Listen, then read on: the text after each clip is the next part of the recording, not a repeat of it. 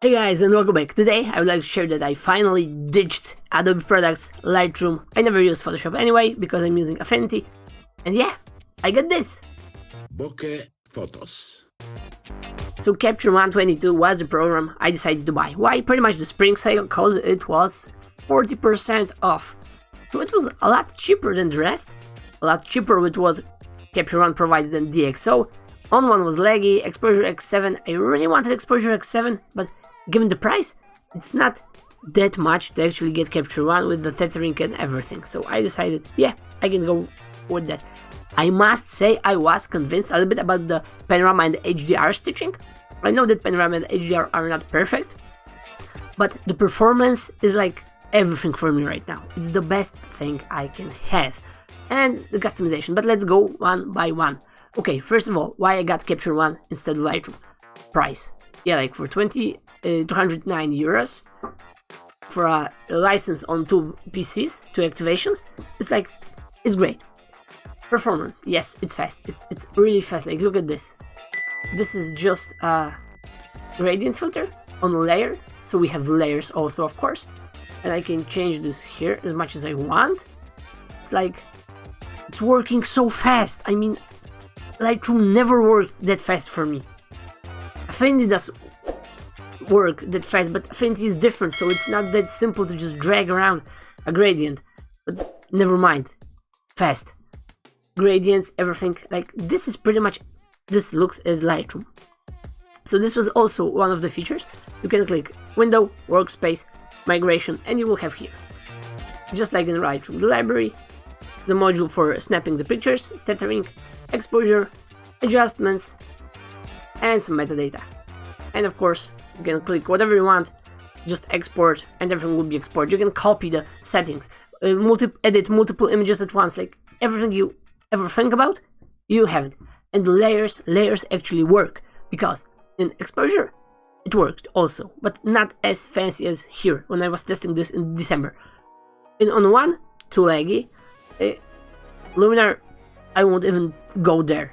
Capture One, I'm really pleased. Actually, I'm still surprised that it works so well on my PC, but hey, maybe I'm just lucky. So let's go further. Yeah, awesome color grading. In the DxO, you have to buy this film package for 150 bucks, so you can have split toning. Here, you have freeware split toning, shadows, midtones, highlights, master, like everything for color grading. If you're into it, you have here. The regular SHL is of course there. Like, there is nothing else I can think about you would need for color grading. So yeah, there's that. Let's move forward. And of course you have additionally skin tones and the basics as it is. Okay. Interface. Yes, you can add tabs here. You can make a lot of floating windows here. And you can of course move it all around as you please. Image will be by default fits the screen, so you always have some space on the left, on the right, additionally for some tools, and you will always see the image. It's great. So you can really put in the tabs things that you use, like for example, if you're starting with exposure, then some shadows, highlights, etc., then some denoising, then some sharpening at the end, or eventually even another tab you can make only for lens adjustments, etc., etc. No worries, you can do everything there. Okay, what else? Halo suppression. Yes, this is like, usually when you are sharpening using clarity, there is a halo effect around the edges, so the contrast will be better, because this is how it works. This is suppressing this, one slider, not much, but it helps, so there's that. Single pixel in denoise is giving us that hot pixels will be removed. And what I like also, it's like, if I for instance forget what a slider does, I can just hover this and I can learn more. And there's some explanation. I can watch a tutorial on YouTube. I get the documentation just right now. It's great. It's a small thing, but I love it. It just feels like I don't have to remember everything, how to use a tool. I just simply have this under my fingertip. I just click here, and I know everything back. So this was also great. Okay, what else? Auto masking. Yeah, I'm not doing this because I'm usually using Affinity Photo for that. Raw processing, yes, it is a little bit different than in Lightroom, so bear with me, but you will have to simply know what do you want to achieve and how it's being done, because Lightroom is a little bit different. Yeah, to installation already said, panorama and HDR are not perfect. I used Aurora HDR, but pretty much I got Affinity for everything right now. And if I'm stitching, for example, an HDR panel from like 9 photos, I will be doing this in Affinity anyway, because it's better. And yeah, there's that.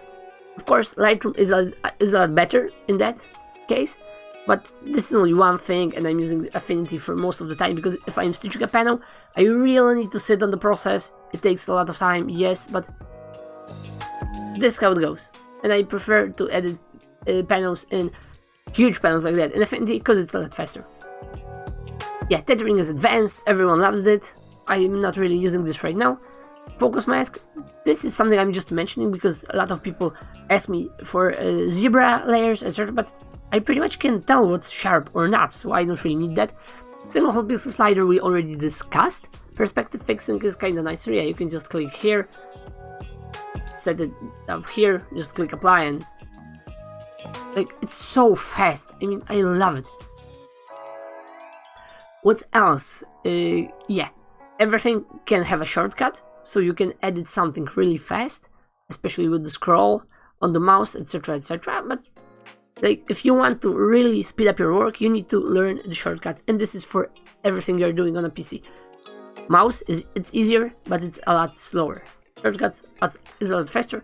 You can also make some scripts, some presets. Like presets, you can do everything with presets here, whatever you want. You can make presets for different adjustments, for different cameras by default, a lot of stuff. For processing, people say that it's the best. I don't really know. I would say everything makes you a great image if you know what you are doing. But for that case, I wouldn't mind. This will be perfect. I'm thrilled that this is a lot faster than Lightroom or anything else I've used so far.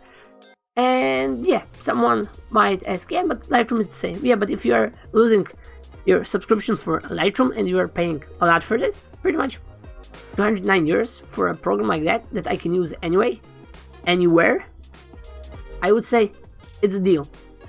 And performance, yes, performance and performance for me. And that's it. I think I didn't forget anything, because I won't talk about those regular features that everything has. This is something that for me was the most important, and I like it. The color grading, the performance, it's really fast.